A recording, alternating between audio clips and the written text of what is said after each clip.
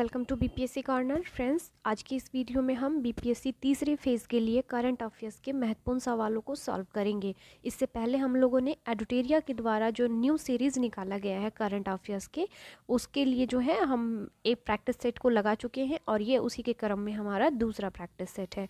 तो फ्रेंड्स, जैसा कि एग्ज़ाम काफ़ी नज़दीक है और फॉर्म भी भरा जा रहा है, तो जो भी स्टूडेंट बीपीएससी फेज़ 3 को देने जा रहे हैं उसके लिए काफ़ी इंपॉर्टेंट ये वीडियो है। तो शुरू करते हैं आज का इम्पॉर्टेंट वीडियो। और वीडियो शुरू करने से पहले अगर आप मेरे चैनल पर नए आए हैं फ्रेंड्स, तो प्लीज़ नोटिफिकेशन के लिए आप चैनल को सब्सक्राइब कर लीजिए। और क्योंकि इसके बाद जो है हम करंट पब्लिकेशन का प्रैक्टिस सेट भी लगाने वाले हैं। तो देखते हैं आज के पहले सवाल को। आज का हमारा पहला सवाल है, निम्नलिखित पुस्तकों एवं उनके लेखक के संबंध में कौन सुमेलित है। जब करंटली कोई बुक लॉन्च होता है और जैसे एग्ज़ाम के कुछ पहले, तो वो सब भी बुक एंड ऑथर के नाम एग्ज़ाम में अक्सर जो है आयोग पूछ लेती है बीपीएससी। तो ऐसे में याद रखने की बहुत ज़रूरत है आपको। तो देखते हैं क्या है ऑप्शंस। 4 स्टार्स ऑफ फेस्टिनी, इसके लेखक दिया गया है कि मनोज मुकुंद नरवणे हैं। Why Bharat matters, S Jaishankar ने लिखा है। Flight fertilising the future, doctor Mansukh Mandaviya ने लिखा है। या उपयुक्त सभी जो हैं ये सही मैच है, तो आपको बताना है।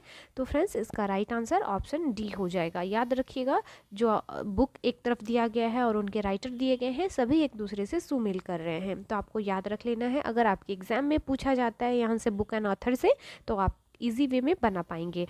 चलिए अगले सवाल को देख लेते हैं। अगला सवाल है जुलाई 2024 में यूनेस्को की विश्व धरोहर समिति की अध्यक्षता कौन सा देश करेगा। आपको बताना है जुलाई 2024 में जो विश्व धरोहर समिति की अध्यक्षता कौन सा देश करेगा।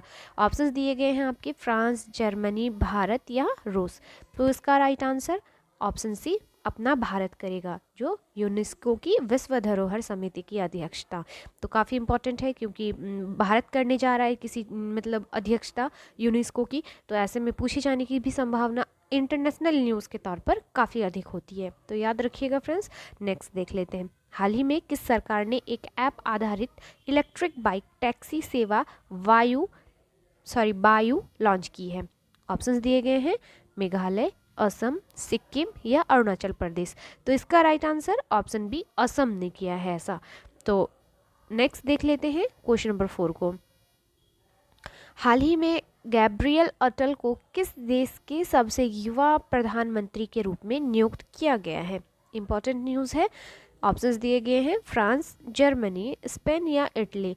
तो आपको याद रखना है ऑप्शन ए फ्रांस। फ्रांस जो कंट्री है वहाँ उस देश के सबसे युवा प्रधानमंत्री के रूप में जो है गैब्रियल अटल को नियुक्त किया गया है।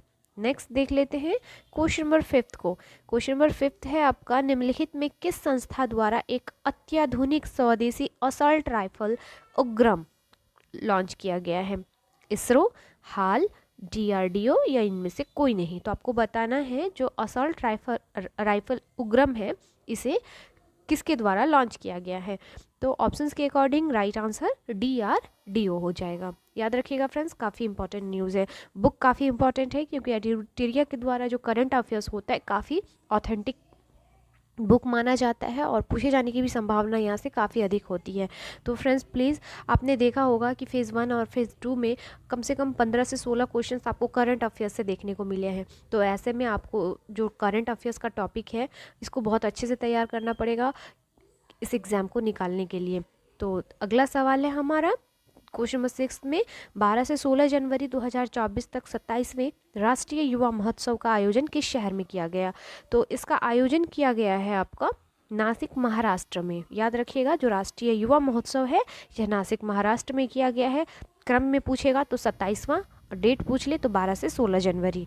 तो कुछ क्वेश्चन में भी जो है आंसर छुपा होता है। नेक्स्ट देख लेते हैं क्वेश्चन नंबर 7 को। हाल ही में किस राज्य सरकार ने अयोध्या में निर्मित राम मंदिर की तीर्थ यात्रा के लिए श्री रामलला दर्शन योजना शुरू किया है। आपको बताना है किस राज्य सरकार ने किया है। मध्य प्रदेश, राजस्थान, छत्तीसगढ़ या उत्तर प्रदेश। तो ऐसा किया है आपके छत्तीसगढ़ सरकार ने। ऑप्शन सी इसका राइट आंसर हो जाएगा। चलिए आगे देख लेते हैं क्वेश्चन नंबर 8 को। हाल ही में किस देश के प्रधानमंत्री जेम्स मरापे ने दंगों और लूटपाट में 16 लोगों के मारे जाने के बाद आपातकाल की घोषणा की है? तो आपको बताना है कि यह जो आपातकाल की घोषणा है किस देश में लागू की गई है। तो यह हो जाएगा पापुआ न्यू गिनी में जो है आपातकाल की घोषणा की गई है। क्वेश्चन नंबर 9 को देख लेते हैं। 9 में कहा गया है आपको कि स्वच्छ सर्वेक्षण 2023 के संबंध में आपको कौन सा सत्य कथन है उसे चुनना है। ऑप्शंस दिए गए हैं। इंदौर और सूरत को संयुक्त रूप से सबसे स्वच्छ शहर का खिताब दिया गया। महाराष्ट्र ने सबसे स्वच्छ राज्य का पुरस्कार जीता। वाराणसी को सबसे स्वच्छ गंगा शहर के रूप में मान्यता दी गई। महू छावनी को देश की सबसे स्वच्छ छावनी घोषित किया गया। तो आपको बताना है जो आपका स्वच्छ सर्वेक्षण है इसके में कौन कौन से जो हैं कथन सही हैं या उपयुक्त सभी कथन इसमें सही है। तो फ्रेंड्स याद रखिएगा उपयुक्त सभी कथन जो है सही हैं। तो अगर क्वेश्चन बनाकर कहीं से भी पूछ दे तो आप याद रख सकते हैं उपयुक्त सभी कथन जो हो जाएंगे इसमें करेक्ट हो जाएंगे। अगला सवाल है हमारा, भारतीय विदेश मंत्री एस जयशंकर की किस देश की यात्रा के दौरान अगले 10 वर्षों में 10,000 मेगावाट जल विद्युत आयात करने के लिए बिजली व्यापार समझौते पर हस्ताक्षर किए गए? भूटान, नेपाल, रूस या जापान? तो यह किस देश के साथ किया गया है बिजली व्यापार समझौता? तो याद रखिएगा यह समझौता नेपाल के साथ किया गया है। काफ़ी पड़ोसी देश है तो याद रखना है आपको। चलिए नेक्स्ट देख लेते हैं क्वेश्चन नंबर 11 को। विश्व स्वास्थ्य संगठन ने जनवरी 2024 में किस देश को मलेरिया मुक्त देश घोषित किया है? काफ़ी इंपॉर्टेंट है फ्रेंड्स, जिससे अफ्रीका क्षेत्र में मलेरिया मुक्ति परमानन वाला तीसरा देश यह बन गया है। अफ्रीका में यह तीसरा देश बना है। तो याद रखना है यह जो आपका कंट्री है यह केप वर्ड हो जाएगा। ऑप्शन डी हो जाएगा। नेक्स्ट सवाल है आपका, निम्नलिखित में से किसने भारत का पहला पूर्ण स्टैक कृत्रिम बुद्धिमत्ता समाधान क्रूट्रिम लॉन्च किया, जो भारत का पहला कृत्रिम बुद्धिमत्ता यूनिकॉर्न बन गया है? क्रूट्रिम आपको याद रखना है तो बताना है इसे जो है। ऑप्शंस दिए गए हैं, इन्फोसिस, बी ओला, सी टीसीएस या डी उबेर। तो यह जो बन गया है आपका याद रखना है आपको, ऑप्शन बी हो जाएगा ओला। ऑप्शन जो हो जाएगा बी इसका राइट आंसर हो जाएगा। चलिए अगला सवाल है, मानविकी के क्षेत्र में इन्फोसिस पुरस्कार 2023 निम्नलिखित में से किसे प्रदान किया गया है? ये इन्फोसिस पुरस्कार कई बार बीपीएससी पूछती है तो आपको याद रखना काफ़ी क्षेत्र जो है इम्पॉर्टेंट हो जाता है। बात करें मानविकी क्षेत्र में तो आपको नाम याद रखना है, यह जानवी फाल्की हो जाएगा। ऑप्शन सी इसका राइट आंसर हो जाएगा। अगला सवाल है, महाराष्ट्र के किस टाइगर रिजर्व को भारत का पहला और एशिया में 5वां डार्क स्काई पार्क नामित किया गया? तो आपको बताना है भारत के किस टाइगर रिजर्व को भारत का पहला और एशिया का 5वां डार्क स्काई पार्क नामित किया गया? तो यह किया गया है पेंच टाइगर रिजर्व को। याद रखिएगा पेंच टाइगर रिजर्व को। नेक्स्ट सवाल, जनवरी 2024 में निम्नलिखित में किस संगठन द्वारा वैश्विक जोखिम रिपोर्ट 2024 का 19वां संस्करण जारी किया गया? तो आपको बताना है जो वैश्विक जोखिम रिपोर्ट है यह किसके द्वारा जारी किया जाता है, किस संगठन के द्वारा? तो फ्रेंड्स काफ़ी इंपॉर्टेंट न्यूज़ है और ऐसे सवाल अक्सर बीपीएससी पूछती है। आप अगर बीपीएससी पीटी के प्रीवियस ईयर क्वेश्चंस को देखेंगे तो करंट अफेयर्स कुछ मतलब संगठन से पूछा जाता है, कई बार युद्ध अभ्यास से पूछा जाता है। तो इन सब टॉपिक पर आपको अच्छे से वर्क करना पड़ेगा।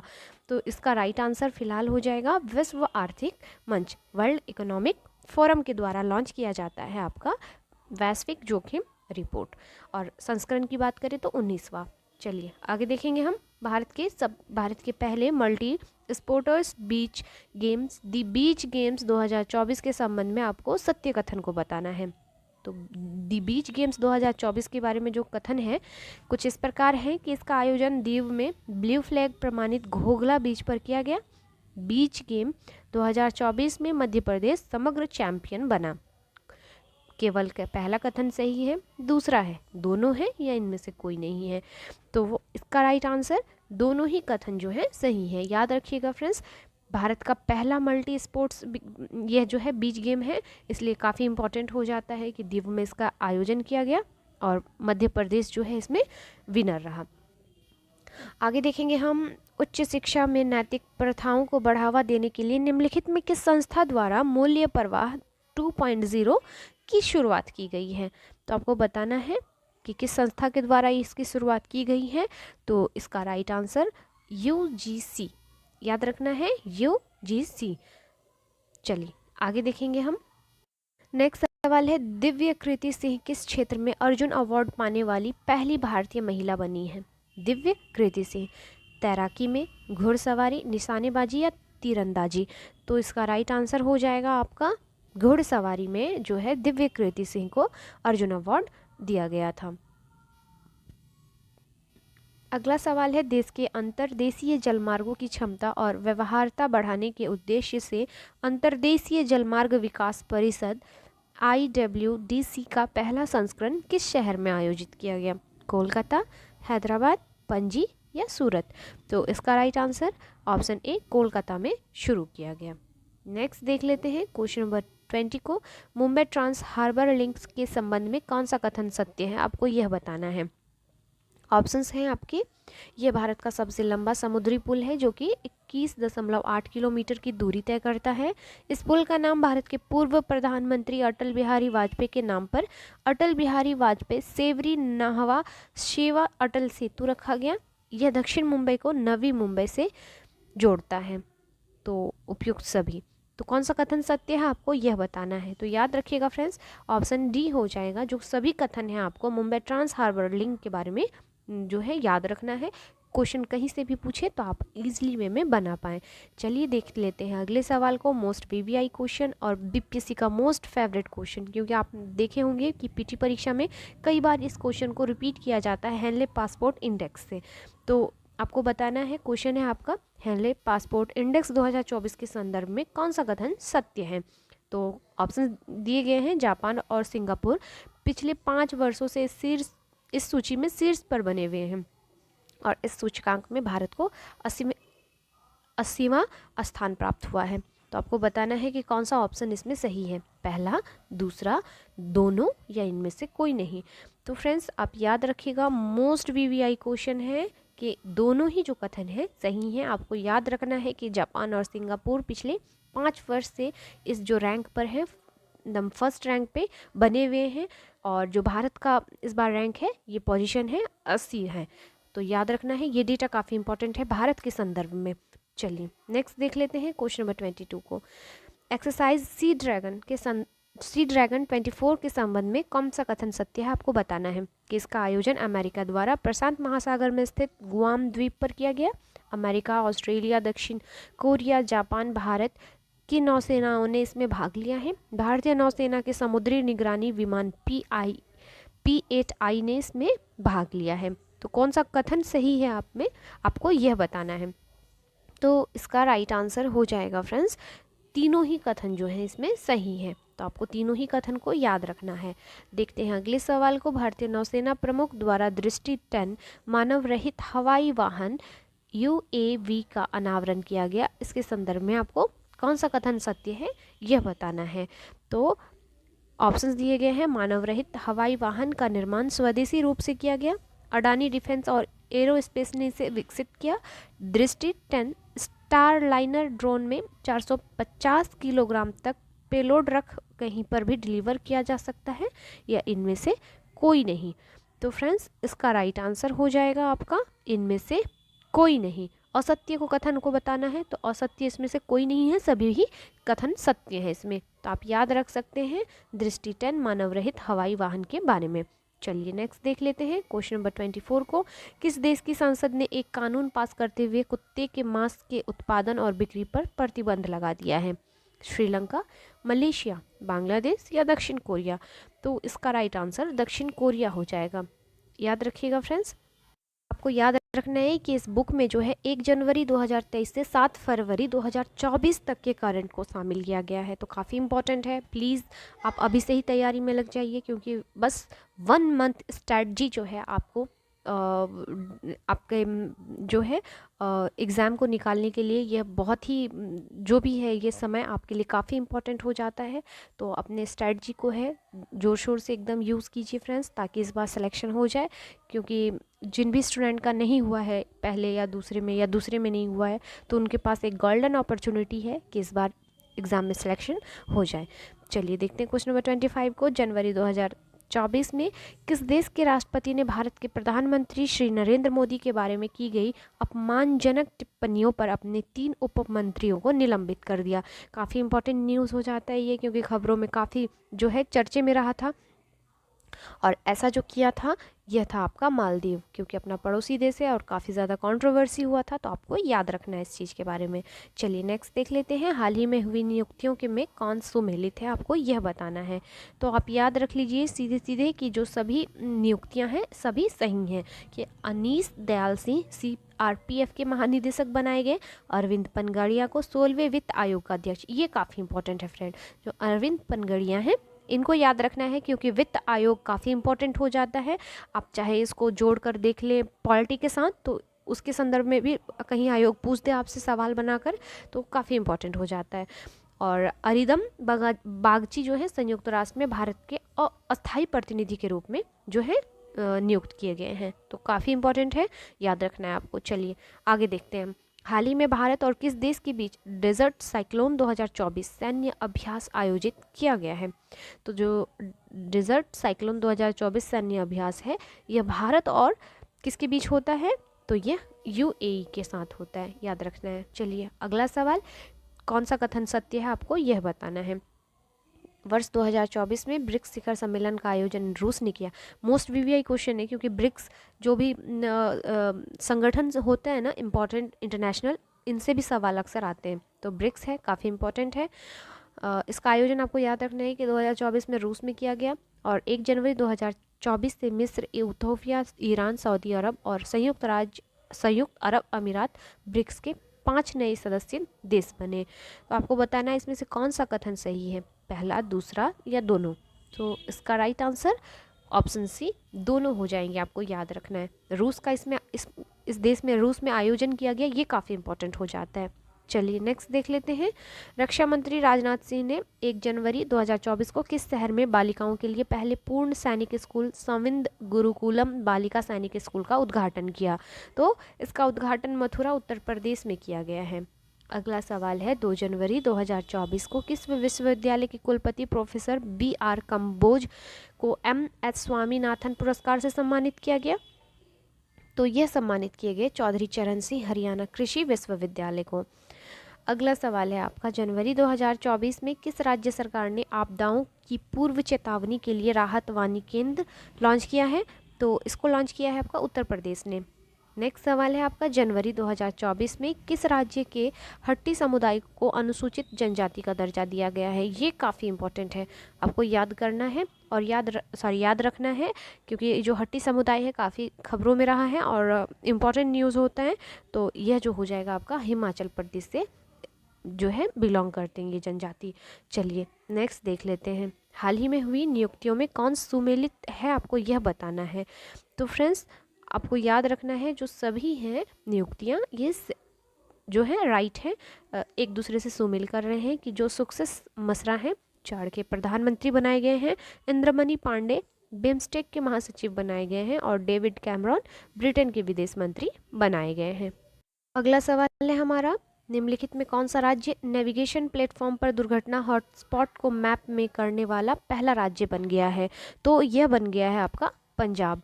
अगला सवाल, किस राज्य सरकार ने रानी दुर्गावती श्री अन्य प्रोत्साहन योजना को लागू करने का निर्णय किया है? तो यह निर्णय मध्य प्रदेश के द्वारा किया गया है। देखेंगे हम अगले सवाल को कि केंद्रीय मंत्रिमंडल ने किस मंत्रालय की व्यापक योजना पृथ्वी को 2021 से 26 की अवधि के दौरान कार्यान्वित किए जाने की मंजूरी प्रदान की है? तो यह जो मंजूरी प्रदान की गई है बताना है कौन से मंत्रालय के द्वारा। तो इसका राइट आंसर हो जाएगा पृथ्वी विज्ञान मंत्रालय के द्वारा।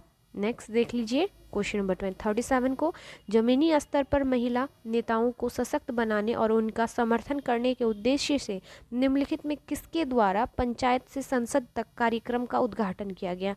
तो किसके द्वारा किया गया था यह उद्घाटन? तो यह ओम बिरला के द्वारा किया गया था। अगला सवाल है आपका, इंटरनेशनल पर्पल फेस्ट 2024 का आयोजन किस शहर में किया गया? तो इसका आयोजन किया गया आपके पणजी, गोवा में। अगला सवाल है, देश की पहली स्वच्छ फूड स्ट्रीट प्रसादम का उद्घाटन किस राज्य में किया गया? तो यह उद्घाटन किया गया है आपके मध्य प्रदेश में। देखते हैं अगले सवाल को, क्या अयोध्या हवाई अड्डे का नाम किस ऋषि के नाम पर रखा गया? तो काफ़ी इंपॉर्टेंट है, यह नाम है महर्षि वाल्मीकि के नाम पर। नेक्स्ट सवाल है, किस राज्य में 108 स्थानों पर एक साथ सबसे अधिक लोगों ने सूर्य नमस्कार करके गिनीज वर्ल्ड रिकॉर्ड बनाया है? तो यह रिकॉर्ड गुजरात ने बनाया है। आगे देख लेते हैं, स्मार्ट 2.0 कार्यक्रम का उद्देश्य आपको बताना है, इसमें से क्या है?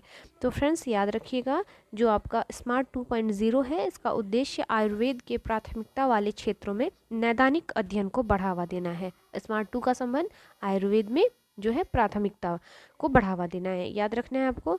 नेक्स्ट देख लेते हैं, ऑल इंडिया महिला कांग्रेस की नई अध्यक्ष हाल ही में कौन बनी है? तो यह जो अध्यक्ष बनाई गई हैं अलका लांबा, याद रखिएगा, काफ़ी फेमस नाम है, अलका लांबा को बनाया गया है। चलिए अगला सवाल है आपके सामने, निम्नलिखित में से किस देश ने हाल ही में हिम तेंदुए को अपना राष्ट्रीय प्रतीक घोषित किया है?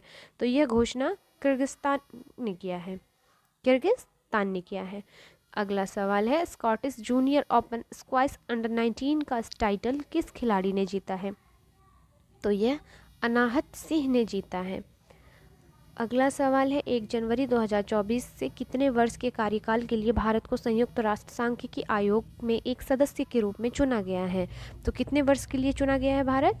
तो याद रखिएगा फ्रेंड्स, यह 4 सालों के लिए चुना गया है। नेक्स्ट सवाल है आपका, इसरो के एक्सपोसैट मिशन के संदर्भ में कौन सा कथन सत्य है, बताना है आपको। तो आप याद रख लीजिएगा फ्रेंड्स, दोनों ही कथन सत्य हैं कि इसे 1 जनवरी 2024 को PSLV C58 से लॉन्च किया गया और भारत ब्लैक होल और न्यूट्रॉन नक्षत्रों के अध्ययन के लिए विशिष्ट खगोल शास्त्रीय वेधशाला भेजने वाला दूसरा देश बन गया है। अगला सवाल है कि 1 जनवरी 2024 को किस देश में 7.6 तीव्रता का भूकंप आया, जिसके बाद सुनामी की चेतावनी दी गई? तो यह जो सुनामी है आया था आपके जापान में। नेक्स्ट सवाल है, राज्य के 40 लाख छात्रों के प्रदर्शन का मूल्यांकन करने के उद्देश्य से किस राज्य सरकार द्वारा एक व्यापक मूल्यांकन कार्यक्रम गुणोत्सव 2024 लॉन्च किया गया? तो यह असम के द्वारा जो है लॉन्च किया गया। अगला सवाल और आखिरी सवाल है इस सेट का, केंद्रीय शिक्षा मंत्रालय द्वारा किस कक्षा चयनित छात्रों के लिए 1 सप्ताह तक चलने वाला आवासीय कार्यक्रम प्रेरणा को लॉन्च किया गया? तो यह जो है आपको बताना है किस कक्षा में चयनित छात्रों के लिए किया गया। तो यह हो जाएगा आपका 9वीं से 12वीं तक के लिए, ऑप्शन डी हो जाएगा इसका राइट आंसर। तो फ्रेंड्स सेशन कैसा लगा प्लीज़ फीडबैक दीजिएगा, मिलते हैं इसके दूसरे सेट को लेके, तब तक के लिए थैंक यू।